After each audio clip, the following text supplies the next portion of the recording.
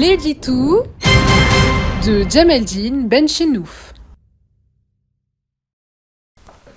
Salam alaikum, Azul Fillaoun, bonsoir.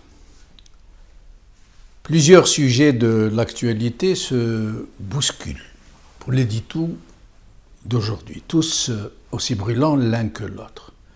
Mais en fait, nous sommes globalement face à une seule et même logique, ou plutôt une opération, une grosse opération que l'on désigne habituellement de coup tordu, en jargon sécuritaire. Oui, pas besoin d'être grand initié pour comprendre que des spécialistes en subversion sont à la manœuvre pour conditionner les opinions publiques, extérieures tout particulièrement, pour les préparer à des décisions qui sont déjà sur les rails. Ces gens-là n'en sont pas à leur coup d'essai, ils ont une longue expérience et des états de service qui en disent très long sur leur redoutable capacité à préparer le terrain du changement, ou plutôt de la correction de trajectoire, comme ils disent. Rappelez-vous les conditions qui ont prévalu à l'explosion du 5 octobre, puis à la démission de Chadli Benjedid Rabbi Yarhamou, puis celle de Yamin Zarwal. Comment des marionnettistes agitaient certaines parties, les unes contre les autres, au cœur du Hirak même. Dans quelles obscures circonstances avait disparu Ahmed Gaït Saleh, Rabbi Yarhamou. Comment ils en ont fait le lion des Badiciens au Fambaria.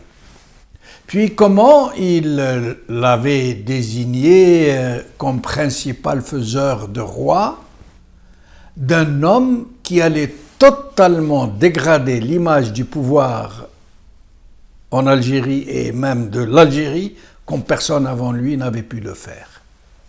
Voilà pourquoi c'est le retour, depuis environ 2 ans, de ces laborieuses et très élaborées manigances, invisibles pour qui ne sait pas voir derrière l'esbrouf organisé, dans ces très occultes officines où se prépare le terrain psychologique pour normaliser avant l'heure ce qui va inéluctablement se produire et qui est déjà dans les tablettes.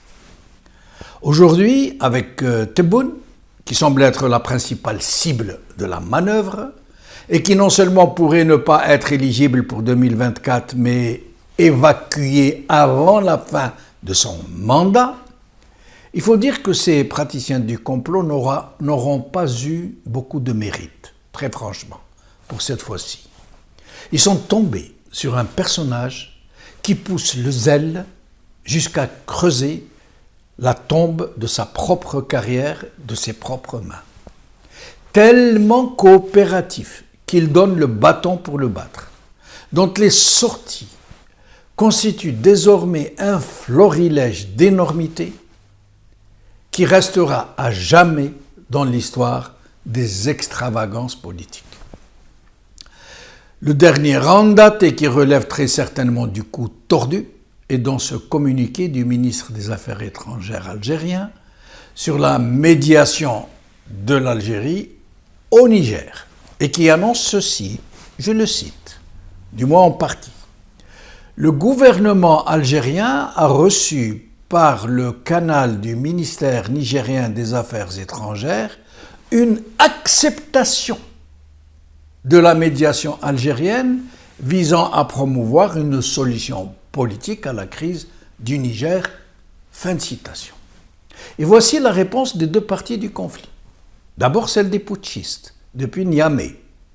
Je cite, « Le ministère des Affaires étrangères de la coopération et des Nigériens de l'extérieur a été surpris de relever à travers les réseaux sociaux et certains médias un communiqué du gouvernement algérien indiquant que le Niger aurait accepté la médiation de l'Algérie qui a proposé aux militaires une transition de 6 mois. » Fin de citation. Et la réponse partielle de l'autre partie, celle du ministre des Affaires étrangères du président renversé, depuis Paris. Je le cite, en partie. L'Algérie ne fait pas partie de notre région. Elle fait partie du Maghreb, de l'Afrique du Nord. La proposition de l'Algérie est malvenue. Fin de citation. Et comment ne pas envisager dans un tel capharnaüm la thèse de plus en plus avérée d'un coup tordu au sein des mêmes services pour piéger et ridiculiser le président Tebboune.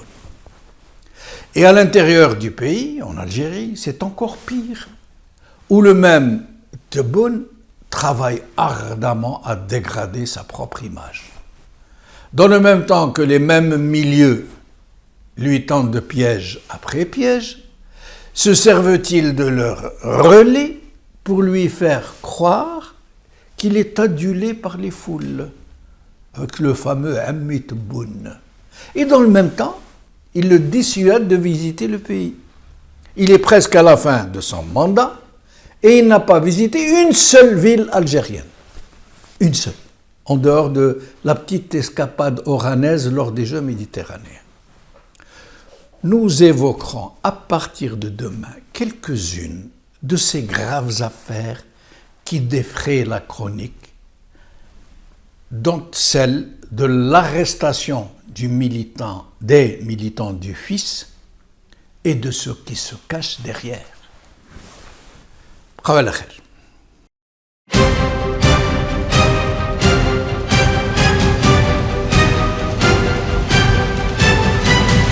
L'édito de Djemeldine Benchenouf.